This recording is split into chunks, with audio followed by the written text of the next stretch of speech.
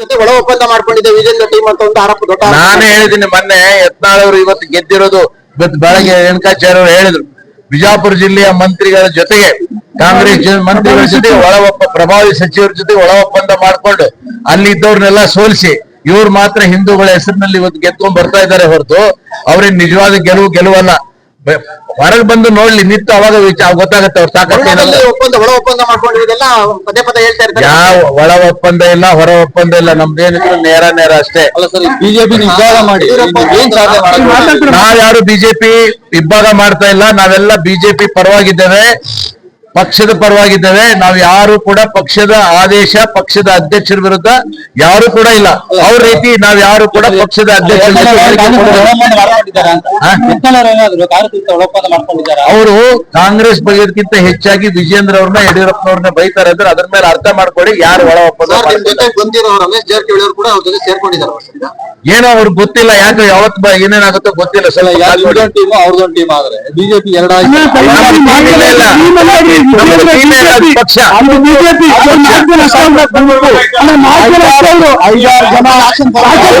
ನೀವು ಹೋಲಿಕೆ ಮಾಡಕ್ಕಾಗಲ್ಲ ಇವ್ರ ಜೊತೆಗೆ, ಪಕ್ಷದ ಜೊತೆಗೆ. ವಿನಂತಿ ಮಾಡ್ತೀವಿ ದಯಮಾಡಿ ಮಾಧ್ಯಮ ವಿನಂತಿ ಮಾಡ್ತೀವಿ.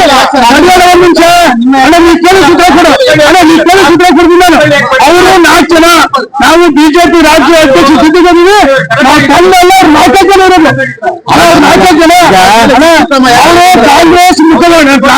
ಈಗ ಮುಡ ವಿಚಾರ ಆಗಲಿ ಅದು ಯಾವ್ದು ಸದನದಲ್ಲಿ ಚರ್ಚೆ. ಈಗ ಎಲ್ರಿಗೂ ನಮಸ್ಕಾರ ಸ್ನೇಹಿತರಿಗೆ.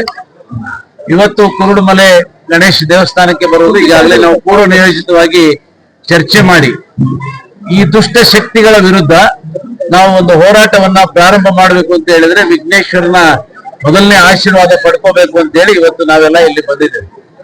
ದುಷ್ಟ ಶಕ್ತಿಗಳು ಒಳಗಿನ ದುಷ್ಟ ಶಕ್ತಿಗಳು, ಹೊರಗಿನ ದುಷ್ಟ ಶಕ್ತಿಗಳು ಎರಡಿದಾವೆ. ಒಳಗಡೆ ಇದ್ದು ಚೂರಿ ಹಾಕೋರು ಇದ್ದಾರಲ್ಲ, ಬಹಳ ಡೇಂಜರ್. ಕಿತ್ತೂರು ರಾಣಿ ಚೆನ್ನಮ್ಮಗೆ ಮೋಸ ಮಾಡಿದ್ದು ಮಲ್ಲಪ್ಪ ಶೆಟ್ಟಿ, ಇವನ್ ಟಿಪ್ಪು ಸುಲ್ತಾನ್ಗೆ ಮೋಸ ಮಾಡಿದ್ದು ಮೀರ್ ಸಾದಿಕ್ ಅಲ್ವಾ. ಈ ತರ ಈ ಬಿಜೆಪಿ ಪಕ್ಷದಲ್ಲಿ ಇದ್ಕೊಂಡು ಬಿಜೆಪಿ ಪಕ್ಷದ ಶಾಲುಗಳನ್ನ ಹಾಕೊಂಡು ಬಿಜೆಪಿ ಪಕ್ಷದ ಲೆವೆಲ್ ನಲ್ಲಿ ಇವತ್ತು ಬಿಜೆಪಿ ನಾಯಕರ ವಿರುದ್ಧ, ಅದು ರಾಜ್ಯಾಧ್ಯಕ್ಷರ ವಿರುದ್ಧ. ಈಗ ನಮ್ಮ ರೇಣುಕಾಚಾರ್ಯ ಅವರು ಹೇಳಿದಾಗೆ ರಾಜ್ಯಾಧ್ಯಕ್ಷರ ವಿರುದ್ಧ ಮಾತಾಡೋದು ಒಂದೇ, ರಾಷ್ಟ್ರಾಧ್ಯಕ್ಷರ ವಿರುದ್ಧ ಮಾತಾಡೋದು ಒಂದೇ, ಅಮಿತ್ ಶಾ ಜಿ ಬಗ್ಗೆ ಮಾತಾಡೋದು ಒಂದೇ, ನರೇಂದ್ರ ಮೋದಿ ಅವ್ರ ಬಗ್ಗೆ ಮಾತಾಡೋದು ಒಂದೇ. ನಿಮಗೆ ತಾಕತ್ತಿದ್ರೆ ಅವ್ರ ಹತ್ರ ಹೋಗಿ ಮಾತಾಡಿ. ಅದನ್ನ ಬಿಟ್ಟು ಪ್ರಚಾರದ ಗೀಳಿಗೆ ಇವತ್ತು ಪ್ರಚಾರದ ಹುಚ್ಚ ಹಿಡಿದಿದೆ ಅವ್ರಿಗೆ ಯಾರ ಬಗ್ಗೆ ಮಾತಾಡಿದ್ರು ಕೂಡ ಅವ್ರದ್ದು ಗೊತ್ತು, ಅವ್ರು ತೆಗಿತೀರಿ. ಏನ್ ತೆಗಿತೀರಿ ನೀವು? ನಿಮ್ಮ ತಕ್ಕಂತ ಹೋದ್ರೆ ನೀವು ಇಲ್ಲೆಲ್ಲೂ ಓಡಾಡಕ್ ಆಗಲ್ಲ. ರಸ್ತೆಯಲ್ಲಿ ಜನ ಚೀತು ಅಂತ ಹೋಗಿತಾ ಇದ್ದಾರೆ. ಇವತ್ತು ರಾತ್ರಿ ಹಗಲು ಬಿಜಾಪುರ, ನಿನ್ನೆ ಸಾಕಷ್ಟು ಫೋನ್ಗಳು ಬಿಜಾಪುರದಿಂದ ಬರ್ತಾ ಇದಾವೆ, ಆ ಯತ್ನಾಳ್ ಬಾಯಿ ಮುಚ್ಚ್ರಿ ಅಂತ. ಇವತ್ತು ಬೆಳಿಗ್ಗೆ ಕೂಡ ಎಲ್ಲ ಕಡೆಯಿಂದ ಇದೆ. ಯಾಕೆಂದ್ರೆ ಯಾರು ನಿಜವಾದ ಪಕ್ಷದ ಕಾರ್ಯಕರ್ತರಿದ್ದಾರೆ ಅವ್ರಿಗೆ ಇವತ್ತು ನೋವಾಗ್ತಾ ಇದೆ. ನಮ್ಮ ಪಕ್ಷದ ಬಗ್ಗೆ ಇಷ್ಟು ಹಗುರವಾಗಿ ಮಾತಾಡ್ಕೊಂಡು ಬೇರೆಯವರಿಗೆ ಆಹಾರ ಆಗ್ತಾ ಇದ್ದಾರೆ ಅನ್ನೋ ದೃಷ್ಟಿಯಲ್ಲಿ ಇವತ್ತು ಕಾರ್ಯಕರ್ತರು ಸಿಡಿದೆದ್ದಿದ್ದಾರೆ. ಆ ದೃಷ್ಟಿಯಿಂದ ನಾವು ಇವತ್ತಿನಿಂದ ಅವರ ವಿರುದ್ಧ ಇಡೀ ಪಕ್ಷ ಇವತ್ತು ವಿಜೇಂದ್ರ ಅವರ ಬೆನ್ನಿಗಿದೆ. ಇಡೀ ಪಕ್ಷ ಇವತ್ತು ಭಾರತೀಯ ಜನತಾ ಪಕ್ಷದ ಪರವಾಗಿದೆ. ಅವ್ರ ಪರವಾಗಿ ಯಾರೂ ಇಲ್ಲ. ಅವ್ರ ಪರವಾಗಿ ಯಾರು ನಿರಾಶೆ ಆಗಿ ಇವತ್ತು ಹತಾಶರಾಗಿ ಎಲ್ಲಿ ಹೋಗ್ತಾರಲ್ಲಿ ಬಾಯಿಗೆ ಬಂದಂಗೆ ಮಾತಾಡ್ಕೊಂಡು ಹೋಗ್ತಾ ಇದ್ದಾರೆ.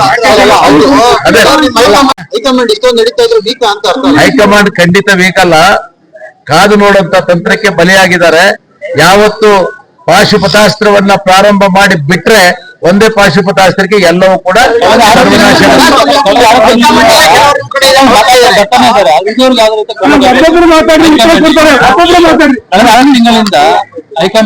ಈಗ ಏನಾಗಿತ್ತು ಅಂದ್ರೆ ನಾವು ಬಹಳ ಗೌಪ್ಯವಾಗಿ ಸೌಮ್ಯವಾಗಿದ್ವಿ.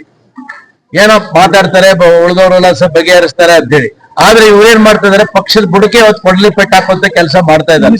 ಪಕ್ಷದ ಹೆಸರಿನಲ್ಲಿ ಇಟ್ಕೊಂಡು ಪಕ್ಷದ ಬುಡಕೆ ಕೊಡ್ಲಿ ಪೆಟ್ಟು ಹಾಕಕ್ ಬಂದಾಗ ಇದು ಪಕ್ಷಕ್ಕೆ ಒಂದೇ ಅಲ್ಲ, ಪಕ್ಷದಾಗಿರೋ ನಾವೆಲ್ಲರೂ ಏನಿದ್ದೇವೆ, ನಮ್ಮ ಕಾರ್ಯಕರ್ತರುಗಳು ಏನಿದ್ದಾರೆ ಅವರೆಲ್ಲರಿಗೂ ಕೂಡ ಇವ್ರು ಕೊಲೆ ಮಾಡ್ದಂಗೆ ಆಗ್ತಾ ಇದೆ. ಆ ದೃಷ್ಟಿಯಿಂದ ನಾವು ಇವತ್ತು ಹೊರಗೆ ಬಂದಿದ್ದೇವೆ. ಹೈಕಮಾಂಡ್ ಸದ್ಯದಲ್ಲಿ ಈಗಾಗಲೇ ವಿಜೇಂದ್ರ ಅವರು ಬಹಳ ಸ್ಪಷ್ಟವಾಗಿ ಹೇಳಿದ್ದಾರೆ, ಲೋಕಸಭಾ ಚುನಾವಣೆ ಮುಂಚೆನೆ ಅವ್ರ ಮೇಲೆ ಕ್ರಮ ಜರುಗಿಸಲ್ಪಟ್ಟಿದ್ರು. ಅವತ್ತಿನ ದಿವಸ ನಾವು ನೋಡ್ರಿ, ಬೈ ಎಲೆಕ್ಷನ್ ವಿಜೇಂದ್ರ ಅವ್ರನ್ನ ಹೊಣೆ ಮಾಡೋದು ಮೂರ್ಖತನದ ಪರಮಾವಧಿ.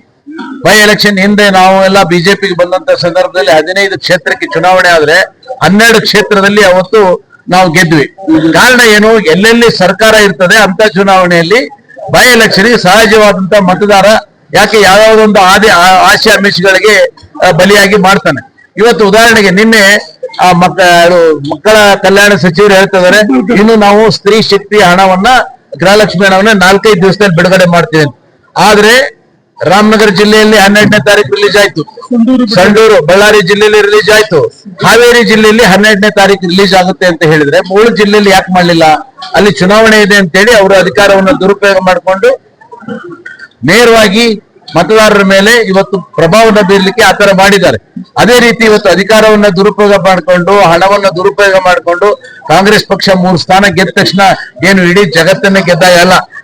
ಮೊನ್ನೆ ನಾವು ಕೂಡ 18 ಸ್ಥಾನವನ್ನ ಕಾಂಗ್ರೆಸ್ ಸರ್ಕಾರ ಕರ್ನಾಟಕದಲ್ಲಿ ಆಡಳಿತದಲ್ಲಿ ಇದ್ರೂ ಕೂಡ 18 ಸ್ಥಾನಗಳನ್ನ MP ಚುನಾವಣೆಯಲ್ಲಿ ನಾವು ಗೆದ್ದಿದ್ದೇವೆ.